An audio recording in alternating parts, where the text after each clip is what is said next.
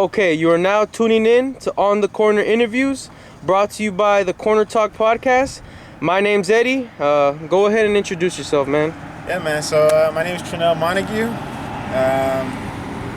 I'm a Valley native, born in Chatsworth. Actually, Woodland Hills at Kaiser. But yeah, man, Chatsworth's where it's at. Okay, so tell me a little bit about yourself. Tranell, Montague. Tell me where you come from, man. Where you from? So originally my family's from the South, so like Arkansas, Mississippi, Texas. But my grandma came out here, and she started off in LA. I had my mom and my uncle. They were pretty much a product of LA, so the gang life. So my grandma did everything to pretty much keep me out of it. So she moved out here. Used to stay up there on Sherman Way and DeSoto. And then from there, kind of went to the Gardens. I used to stay by the Gardens on Gresham, which was really funny. And then moved to Chatsworth. Went back to Mississippi for about 2 years. Stayed there for the first time ever. So that was a lot of fun. Big change. And then came back and finished out middle school, or elementary, middle school, and high school here. So. Okay, so what was it like growing up where you're from? Well, tell me a couple stories and stuff like that. Man, it was funny. From the time I came back, third grade, used to go to Germain Elementary, which is right up the street. So all the schools I went to are literally within a mile radius. You got Germain for elementary, you got Lawrence, which is straight down this street, and then you got Chatsworth. But it was cool growing up out here. I mean, it was a little bit different. Back in the day when my grandparents went to school here, this was like, they had no roads. They were walking 3 miles to get to school. You used to have the orange tree pasture out here, so things were a lot different than what they look like right now, and there was a lot of racism back then, obviously. So my grandpa came here. He actually wrestled here because he used to beat up these white kids because they used to, back then it was so racist. But my grandpa's huge. He used to fuck them up, take their lunch money. And then the wrestling coach came to him and was like, yo, you want to wrestle? So he started wrestling. So he went to city for Chatsworth, which is pretty crazy. So there's a lot of history in your family with this city and all of that. So what do you think your place is in that family history? I think it's yet to be defined, to be honest with you, That's kind of where I'm at right now as far as leaving a legacy, leaving, something for my kids that come down the line. So I can't really put a finger on it, A lot of the people that we went to school with, there's a lot of people that came out of the school. You got Matt Castle, and I'm definitely going to miss a few, especially because I'm talking about people related to my time. But you got Matt Castle, you got Matt Dominguez, one of my friends that I went to school with, Lawrence and here is Pretty, and she's doing a lot of stuff right now. You got Stanley, who's a class under me. He's doing the music scene right now, A18 Ocho. Shout out to you guys. We got my boy Russ. He used to do a lot of dancing. Now he's in the music. Stoop Kid, you guys should check him out. A lot of music. Boogs, which I know him as Jeremy. But he's into spoken word and poetry. So, there's a lot of people that have come out of here and people that I'm close to from my class. So I think just to be able to be successful and make something of coming out of Chatsworth, class of 08, by the way, in case you guys didn't know. So Chatsworth High School, tell me about that, man. What was that like? Man, that was like, for me at least, was, pretty much being a kid to like growing up in those years. I graduated early because when I went to Mississippi, they tried to put me back down a grade, but I started school early. So my grandpa out there actually did a great job in keeping me in the same grade. So I've always been with the older kids, So, when everyone was getting cars in senior year, I didn't have a car. Matter of fact, I was actually staying across the street. My grandma was across the street. So no car needed. Yeah, exactly. So I walked to school. I was late almost every day, by the way. And I don't know how you can be so late and live across the street. But coming here it was cool, man. It was an experience. I went into school. My hair's long now, but if you know me, I've been between long hair, short hair, into school, long hair again. But when I went into 10th grade, I pretty much changed my whole look. I went from an afro to cutting my hair, I got braces at that point because I used to have some big Oh, ass wow. teeth back in the day, like crazy, right? So walking into 10th grade, people are like, who is this guy? So, cause in middle school, I was known by my afro. And most of the kids that went from, Jermaine to Lawrence to here, there's a lot of us that stayed the same.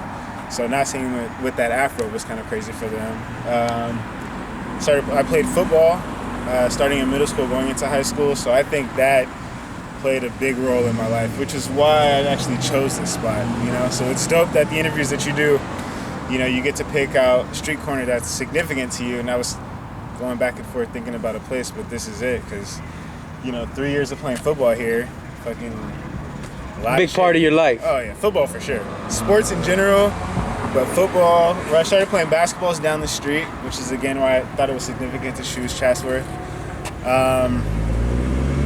Football was fun. Homecoming King, which was really fun. I didn't expect that for shit. As a matter of fact, the way I went to homecoming was in this green shirt. It was a Van shirt that had a skull on it, some black pants, and some black slip-on Vans. That was it. Everyone else was dressed up, but I didn't give a fuck. I was like, whatever. Homecoming King. I walked again across the street. Oh, you were the homecoming king? Yeah. What was that like? It was fun. It was unexpected, but I'm a people person, so I like, to this day, literally, I will say hi to everyone that walks by me. So. All right, so tell me a little bit about Chatsworth. What's the good part of Chatsworth? Like, what's good about it? The good part, I would say, was opportunity. Enrique, I think you had him on the 5th interview? Yeah, fifth interview, yeah. All right. We went to school together. That was like my best friend, my right-hand man. And even though I lived in Chatsworth, I started going out to North Hollywood. So when he talks about being bussed in, I would stay at his house. We would catch the metro in the morning. It was like 75 cents back then, I think, or whatever. Oh, yeah. Way back then. Way back Showing then. your age there. Yeah, a little bit. 10 years ago, or 11 now. But yeah, we take the bus in the morning, get here. And I didn't have to wake up that early. I literally lived across the street. But going out there, that was the start of a different chapter of my life. It was a dope experience, just being in different areas. But I don't know. Chatsworth is very special. It's weird. Like, he talks about how a lot of kids were bussed in. We had the gang wars going on here. You wouldn't, like you said, you pulled up, you're like, oh, it's a nice area, right? Yeah. No, during school. No. Because we had so many kids bussed in, it's like you get so many different worlds. But Carl's Jr. was like the fight area. If you go straight down Vintage, there's an alley right there, which is like 2 spots from where my grandma stays. That's where all the fights used to happen. You know what I mean? There's a fight that took place over here on Limerick, down the street.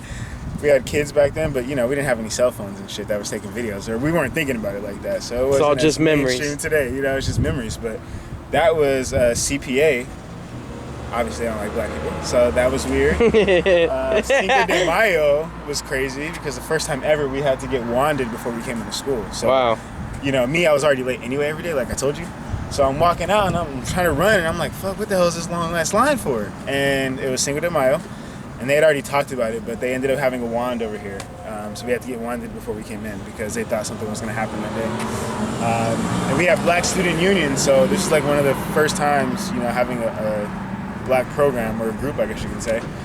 Had these sweaters, and they told us really not to wear them because there's a few people that I guess they got into a fight with CPA, and they just associated us with anyone that has that sweater, so we didn't wear the sweaters. All right, so getting out of high school, what was life after high school?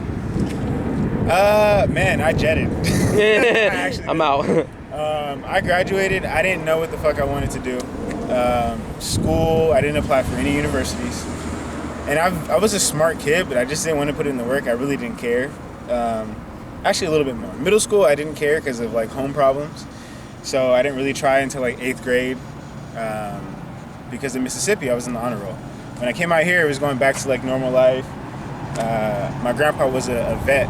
He served in Vietnam, so out there in Mississippi, there was so much structure. It was wake up at 6, wash your face, eat breakfast, get your shit, go to school, come back, do your homework, and then you get to play outside, And then pretty much you may be able to watch a little bit of TV, but then you got to take a shower. Our clothes were folded for every day of the week. Like, it was literally like in military boot camp. Not even lying. So then coming out here, my grandma and grandpa had to work a lot, so it wasn't really a lot of structure. I got to be free, you know, and my parents weren't around, so I was like, fuck it. I didn't give a fuck about school. 6th and 7th grade, I probably had D's, C's, and F's. And then 8th grade, first report card after having a long talk with my grandma. Where she was like, you're not even trying, you're smart, but you're being stupid. And I was like, I'm not stupid, so I have to prove it. 5 A's and a C. Going into high school, you know, my grandma was we were Christians, you know, and she went to school to be a pastor, so, ordained minister, actually. So I was heavy in the Christian, you know, religion, so I didn't get to see a lot of stuff at home. So coming to school, my eyes were open to a lot more shit. Rap music, everything that I couldn't do at home, that's what happened at school. So, looking back now, is a lot of freedom a good thing for a young man? The way that I grew up, I would say I would be very open and transparent with people, or with kids. I don't think hiding anything from them is legit.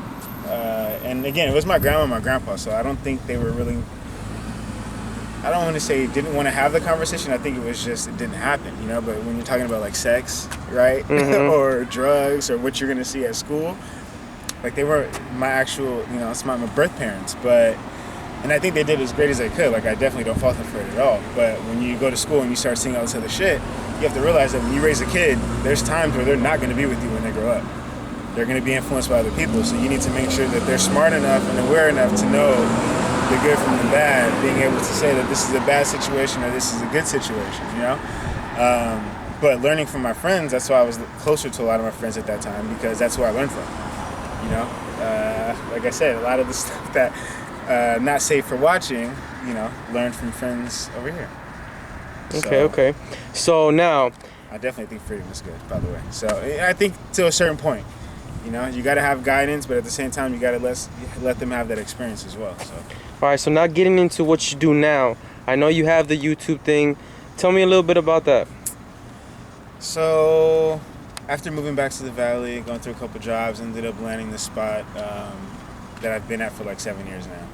And some of my closest friends I've met from there, which is who I run the ilovei channel with. So if you guys haven't checked it out, ilovei Los Angeles, you know what I mean? Definitely check it out. We go do food reviews everywhere in LA, places that you guys probably think are the best kept secrets, or, you know, just traditional places. We've checked it out, and we're still checking stuff out. So hit up our YouTube channel, let us know. But see that plug there? Yeah, look good. It's good. Yeah.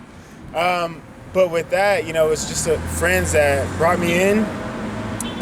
They wanted me to do this first series. So the first ever video I'm on with them is a blind chicken taste test, which right now I think is at 28,000 views. Wow. But I don't know, going into it, I had no opinion. It was just like whatever, they wanted me to do it. So we chose pretty much 4 different chicken spots. I was blindfolded with my girlfriend Gina, and I think Sunny or Nate or Tim, I don't know, one of them was in the video. But we're eating the chicken. I'm pretty sure it was Nate. And we got it all right. But from that video, you know, about maybe 6 months later or a year later, they were like, yo, do you want to come on? So, and I'd already been helping them out. I used to kick it with them all the time. So for me, it was more of an honor to be asked to be a part of it. From there, you know, kind of, for me, I've been with them for about 2 years now. And we've grown so much since the time that I was with them. As far as social media, you know, we all got cameras, which never taken pictures before, but everyone had one. I'm like, all right, I got to do this because now I got to take pictures, right? Now I started editing videos, so I do some of our shit because we have to help each other out. Everyone has a 9-to-5 job. You know, Sunny, nurse, Tim, insurance, Nate works with me, sells service contracts for vehicles, and I'm kind of doing marketing now. So we all have 9-to-5 jobs that we work, and this is something that we're doing right now. It started off as fun, but we figure that there's, you know, people that you can help throughout the restaurant business because there's a lot of mom and pop shops. And with social media up right now, marketing is at a different level. You know, you can actually do your own marketing. Like we're doing YouTube right now in the corner that you're not paying for. But, exactly. You know what I mean? But you have your own podcast. It allows you to start any business that you want to do. So it opens up a lot of channels for us. And we've met so many different people just from, you know, food food brings people together. We have our good friend Leo. He owns Cilantro Lime, which is in Glendale and in downtown LA by the alleys. I know everyone in the valley knows about the alleys, so and LA for that matter. So you guys got to head down there. He has some bomb-ass food, and we have a menu item on there called ilovei molitas. It's pork belly al pastor and 2 tortillas that have burnt cheese on them that's cooked. Right? Sounds really good. Put it together with some cheese and onions, and it's amazing. But he's pretty much thrown a lot of stuff our way. We've met a lot of people just from going to his restaurant. We've been to San Diego to partner up with the Local Show, which is another podcast, which is great. And they actually interviewed my boy Stanley, which is from Ocho 818. So, I don't know, it's helped a lot of stuff and it's fun. It's just something I enjoy doing. And now I'm about to go to school for marketing. So it's... So this seems like a rhetorical question, but why food? Why food? You know, you could ask Anthony Bourdain. You could ask Emeril Lagasse, Mario Batali. I think that's how you say his name. But, you know, for me, I've watched Food Network for so long. Funny story that I didn't mention once I graduated was I was going to go to Le Cordon Bleu. So they reached out, you know, their regular advertisement, I guess back then. It's probably like an email or some shit. But my grandma took me to go do a tour, went through the whole place, and I'd already loved cooking at this time. So I was like, you know, head over heels for Le Cordon Bleu until I got that price tag. So, yeah. At that point, I was Happens to everybody. Yeah, I'm not going to go. I was like, I'm going to go, because we had someone from Santa Monica College that came here and spoke to the senior class about the opportunity of going there. My mom had just got out, so she moved to Santa Monica, and it was a chance for me to be able to stay with her, because I had to stay with her for a long time. So I was like, fuck it. I'll go Santa Monica, go the community college route. Probably the best decision I ever made because, you know, there's a lot of people that have gone to school and spent so much money going to a 4-year college and not knowing what they want to do. And I switched my major like probably 9-10 times. Really? Literally just switched it again. Oh, you know, but for, you know, a different purpose. But again, food was my first love, I would say, before I even left here. And now it's come full circle with ilovei. You know, I'm cooking more now, and food just really has a way of bringing people together. You know, for my birthday, I made video. Oh, really? It's a very great dish. You know, Gina's mom actually taught me the recipe, and for my birthday, which is the Super Bowl, I ended up cooking for a whole bunch of friends. You know, most people for their birthday are like going out and turning up. I did turn up. I'm not gonna lie about that, but I was at home cooking for my friends. So, food is just a passion of mine, and I think it just, like I said, it's perfect match. Okay, so ilovei. What's the next step for ilovei? Next step. Well, we want to be a media company. So my boy Tim is really fucking great at editing. Sonny's great at editing. I learned a lot from Tim because, you know, even when I started my job where he used to work with us, he helped me out through training and everything. So he's kind of been like a mentor when it comes to photos. The editing shit, he always helps me out. If I have any questions, he'll answer them. I'll call him up, FaceTime, whatever. And, you know, from that aspect, I feel like I've had to learn a lot of shit, which has been great. But it's also going to help me when it comes to creating content. And eventually, if we want to be our own company, it's going to be good for us to all have, you know, skills that are great or that I can apply. Or like, hey, you do the editing, I'll take the pictures, and we'll do the marketing to get some clients or whatever. You know, everyone needs to be agile. So I think for ilovei is really getting to that spot where we, you know, create content for businesses, preferably, you know, outside of food. Obviously, we love the food, and I think that's going to be something that's our bread and butter. But we don't want to just be defined by just making, you know, or sticking to the food industry. I think there's so much more opportunity outside of it. But I think, like I said, that's always going to be a part of us because we want to give back to the mom and pop shops.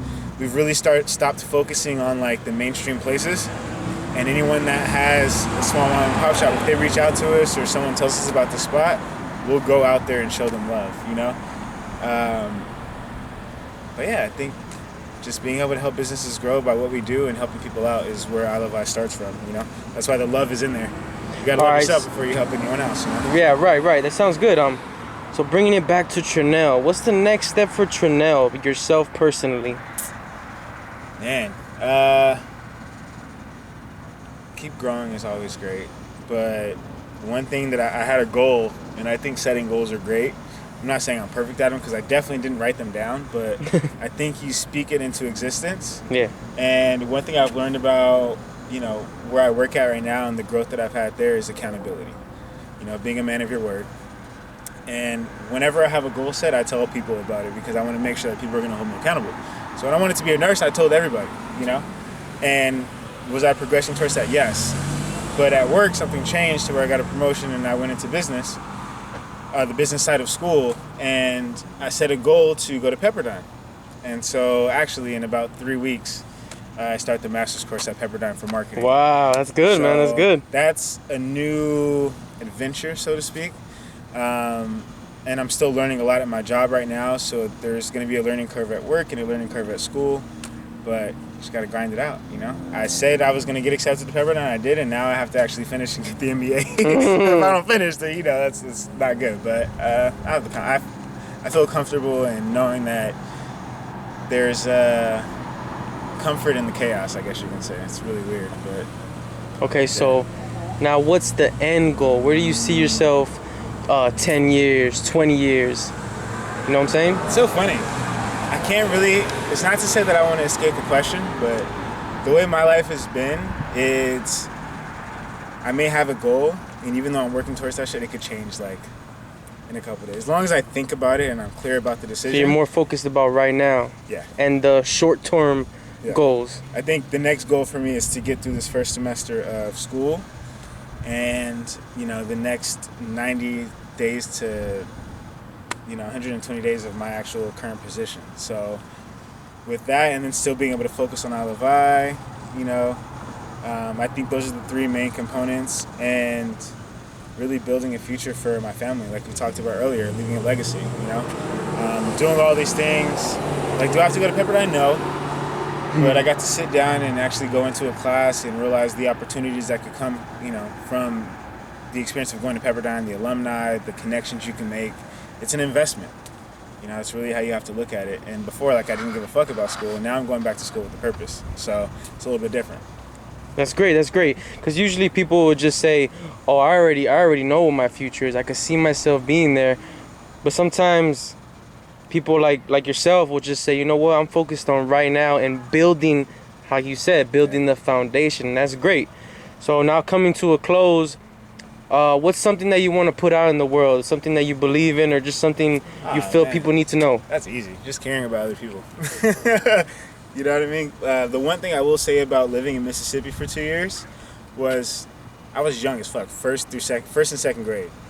But the one thing that's always stuck with me was I tell people this experience a lot. When you drive down the street in Mississippi or Arkansas, Lake Village, shout out. Out there, if someone's in their porch, if we were driving down the street over here, people in California won't wave to you. I don't give a fuck, right? But out there, they will wave to you every time, regardless if you wave back or not. It's just something that they do. So that Southern hospitality is what it's called. And having that at such a young age, I think, helped me, because growing up here, especially in LA, you have to realize, people that are being fake or people that are being real. And it's not easy to be able to tell. Everyone, mostly they call it, it is Hollywood, land of the actors. So you really have to be true to yourself, your core values, and, not falter from that. And having that Southern hospitality helps, because for me, when I walk by people, I say hi to you. I still hold the door open for people. Even if you're 10 seconds away, I'll stay a little bit just, to do that. If it's a lady taking her groceries somewhere by herself, you help them out. Just chivalry is what I would say. And not forgetting those things, because I think that's what grounds you and keeps you humble. Because a lot of people, once they start either seeing a little bit of success, it changes them, or whatever it is, whether it's money or, choose a vice, whatever. But I feel like you have to stay humble. Remember where you came from. Literally why I'm at Chatsworth. You know what I mean? If I could be in Mississippi right now, that'd probably be where I would shoot this video. But Chatsworth is definitely that much of a factor. So I thought it would be great to come here. But love the person next to you and share positivity in a world that may not show that right now. But you got to be a beacon to shine a light. So That's great. That's great. So, go ahead and sign me out, man. My name's Eddie, on the corner. Yep. That's it. I don't know. DNA_WYS Instagram. Again, ilovei Los Angeles. We're on Twitter. Not really. Actually, I don't even know I said that. Instagram. We're not really on Twitter. We post on shit, but we're not on there. Instagram, Facebook, and YouTube for sure. So subscribe and show us some love. All right. Peace out. Peace.